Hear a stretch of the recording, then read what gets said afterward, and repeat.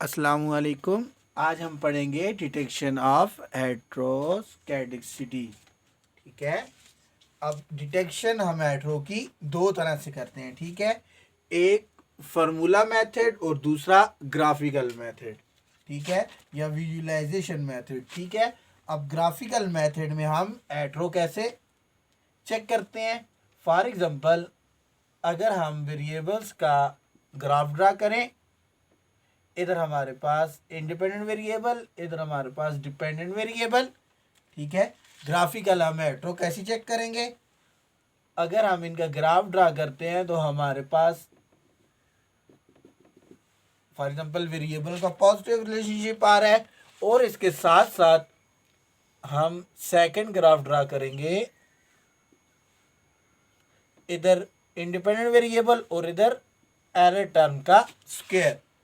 ठीक है, और अगर हमारे पास इस तरह की शेप आ रही हो, मतलब इंक्रीज डिक्रीज ना हो रही हो, हमारे पास ये एक कांस्टेंट शो कर रहा हो, तो इस टाइम में हमारे पास क्या होगा, होमोस्कैडिसिटी।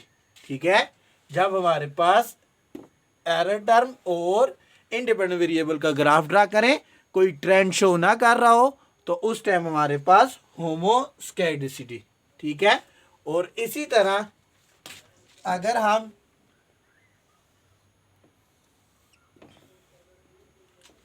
इसमें हमारे पास होमो आ गई। ठीक है, हेट्रो की प्रॉब्लम नहीं है। और अगर हम ग्राफ ड्रा करते हैं इंडिपेंडेंट वेरिएबल और एरर टर्म का, और अगर हमारे पास कोई ट्रेंड शो हो रहा है, फॉर एग्जांपल इस तरह का ट्रेंड आ रहा है, नेगेटिव हो रही है, मतलब इनवर्स रिलेशनशिप है, इसका मतलब है कि इसमें हेट्रो मौजूद है। और इसी तरह मतलब हेट्रो की प्रॉब्लम मौजूद है। ठीक है, और इसी तरह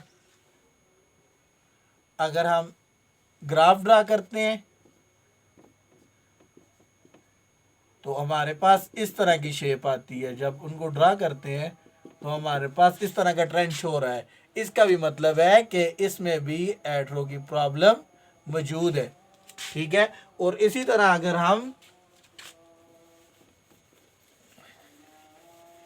ग्राफ ड्रा करते हैं और हमारे पास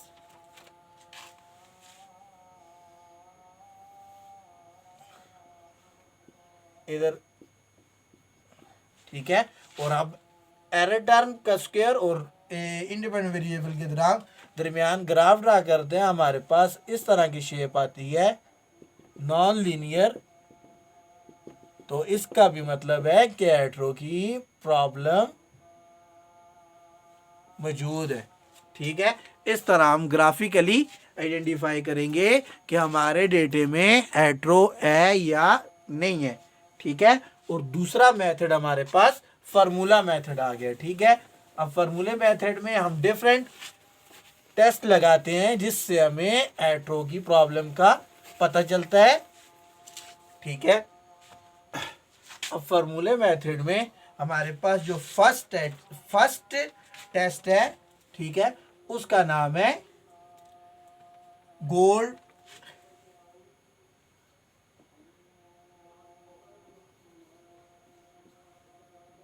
गोल्डफील्ड क्वांट टेस्ट।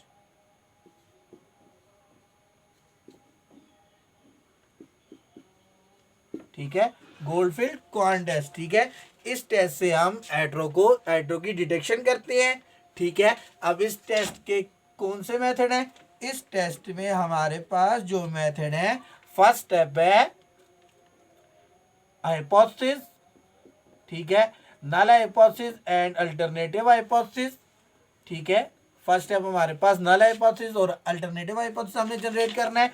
इसका नल हाइपोथेसिस है देयर इज होमो, और अल्टरनेटिव हाइपोथेसिस है देयर इज हेट्रो। ठीक है, इसका नल हाइपोथेसिस है देयर इज होमो और अल्टरनेटिव हाइपोथेसिस है हेट्रो। ठीक है, उसके बाद इसका दूसरा स्टेप क्या है, लेवल ऑफ सिग्निफिकेंस, मतलब अल्फा 5%। ठीक है, लेवल ऑफ सिग्निफिकेंस। इसके बाद इसका जो तीसरा स्टेप है, स्टेप 3 के तीसरा स्टेप है कि आपने डेटे को अरेंज कर देने हैं असेंडिंग या डिसेंडिंग ऑर्डर में। ठीक है अरेंज द डेटा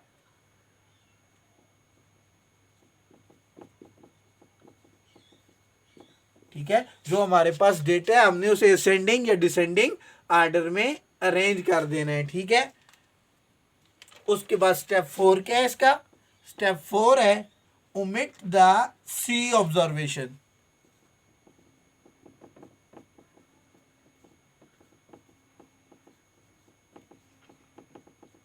ठीक है सी ऑब्जर्वेशन मतलब सी 20%।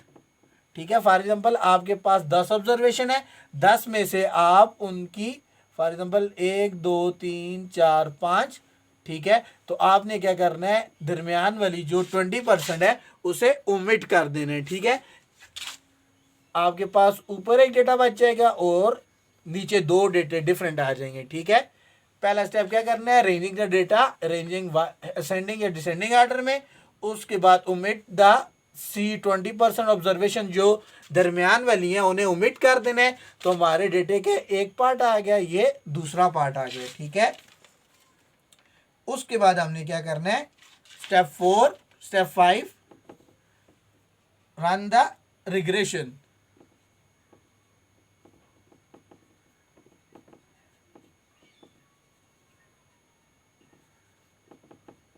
हमने क्या करना है दो रेग्रेशन रन कर देनी है, एक रेग्रेशन ये आ गई दूसरी रेग्रेशन ये आ गई। ठीक है हमारे पास इधर एक x होगा एक y होगा। ठीक है हमने ये सी ऑब्जर्वेशन ओमिट करके इस रेग्रेशन इस पे भी हमने कोफिशिएंट फाइंड करने हैं, इसमें भी हमने लीनियर रेग्रेशन मॉडल लगा के कोफिशिएंट फाइंड करने हैं और उसके बाद हमने इस रेग्रेशन से भी उसके बाद स्टेप 5-6 क्या है find the RSS1 RSS2 residual sum of square हमने इक्वेशन 1 से भी फाइंड करना है और इक्वेशन 2 से भी फाइंड करना है। हमारे पास 6 स्टेप क्या है फाइंड द ऊपर वाली इक्वेशन से भी हमने residual sum of square find करना है और नीचे वाली इक्वेशन से भी हमने residual sum of square find करना है। ठीक है ये हमारे पास 6 स्टेप आ गया। उसके बाद जो इसका 7 स्टेप है 7 स्टेप क्या है इसमें हमने अब कैलकुलेट करना है। ठीक है F statistic RSS1 divided by degree of freedom whole divided by RSS2 divided by degree of freedom. ठीक है इसमें हमने 7वां स्टेप क्या करना है कैलकुलेट करना है। ठीक है RSS हमने फाइंड कर लिया, अब हमने RSS1 divided by RSS2 degree of freedom. Degree of freedom हमारे पास इसमें होगा n-c डिग्री ऑफ फ्रीडम हमारे पास होगा n-c माइनस के डिवाइडेड बाय 2। ठीक है n हमारे पास ऑब्जर्वेशन आ जाएंगी ऊपर वाले पहले के लिए इलादा करेंगे नीचे के लिए 1 2। ठीक है डिग्री ऑफ फ्रीडम 1 में हमारे पास ऊपर ऑब्जर्वेशन कितनी है और हमने कितनी हमने ओमिट की है उसमें से और के हमारे पास पैरामीटर कितने हैं β1 एंड β2 इनको डिवाइड करेंगे तो हमारे पास f की वैल्यू आ जाएगी। ठीक है और इसका जो लास्ट स्टेप है 7 और इसका जो लास्ट स्टेप है 8। अब हमने f की कैलकुलेटेड वैल्यू और टेबुलेटेड वैल्यू को करना है। ठीक है अब इधर से जो वैल्यू आएगी ये हमारे पास कैलकुलेटेड वैल्यू और f के टेबल में जाके हम टेबुलेटेड वैल्यू को चेक करेंगे।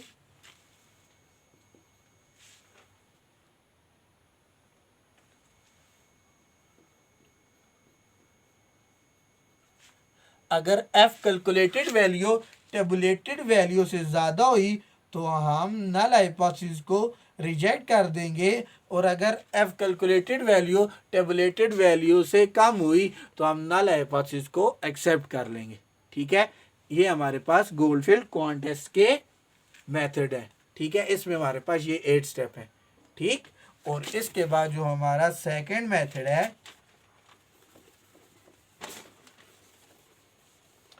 उसको हम करते हैं। ये हमारे पास फार्मूला मेथड में एक आ गया। अच्छा जी, अब हमारे पास जो दूसरा मेथड है,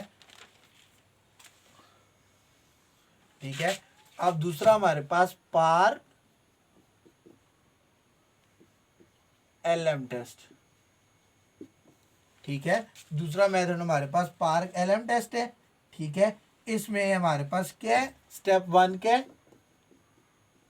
हमने रिग्रेशन रन करनी है, ठीक है। y equal to beta naught beta 1 x1 plus beta 2 x2 plus up to so on beta k x k plus ei, ठीक है। ei हमारे पास एरर टर्म है, ठीक है। हमने रिग्रेशन रन करनी है और उधर से हमने ei स्क्वायर फाइंड करना है, ठीक है। ei फाइंड करना है, ठीक है। उसके बाद ei स्क्वायर फाइंड करना है इससे, और उसके बाद जो हमारे पास ei स्क्वायर आएगा उसका हम नेचुरल लॉग फाइंड कर लेंगे, ठीक है। रिग्रेशन रन करनी है, स्टेप 2 के हमने इससे ei स्क्वायर फाइंड करना है, ठीक है। और इसके बाद जो हमारे पास स्टेप 3 है, स्टेप 3 क्या है, स्टेप 3 हमारे पास है, हमने जो ये ln है इसको डिपेंडेंट ले लेना है, ln ei स्क्वायर को, और इस तमाम इक्वेशन को हम independent alpha 1 plus alpha 2 x1 plus alpha 3 x2 plus up to so on alpha k beta k plus mu i, जो भी है टर्म, ठीक है, हमारे पास ये आ जाएगी, ठीक। अब हमने इस ln को डिपेंडेंट वेरिएबल लेके इंडिपेंडेंट के साथ रिग्रेशन रन करनी है, ठीक है। उसके बाद हमने इसमें क्या करना है, स्टेप 4, इसमें हमने काई स्क्वायर फाइंड करना है, ठीक है। lm फाइंड करना है, lm हमने फाइंड करना है एन आर स्क्वायर, इससे हमने आर स्क्वायर फाइंड करना है, उसके बाद इसके साथ मल्टीप्लाई करना है, तो हमारे पास lm की वैल्यू आ जाएगी, ठीक। उसके बाद जो इसका लास्ट स्टेप आ गया, जो लास्ट स्टेप है वो हमारे पास आ गया, अगर lm की value greater than chi square के -1 से ग्रेटर रही तो हम नल हाइपोथेसिस को रिजेक्ट कर देंगे, ठीक है। अगर lm की वैल्यू काई स्क्वायर के -1 से लेस हुई तो हम नल हाइपोथेसिस को एक्सेप्ट कर लेंगे। ये हमारे पास दूसरा टेस्ट था, और भी डिफरेंट टेस्ट हैं, बस हम ये 2 ही करते हैं, ठीक है। चलें, अल्लाह हाफिज। इसके बाद हम करेंगे removal of auto correlation, removal of hetero, ठीक है।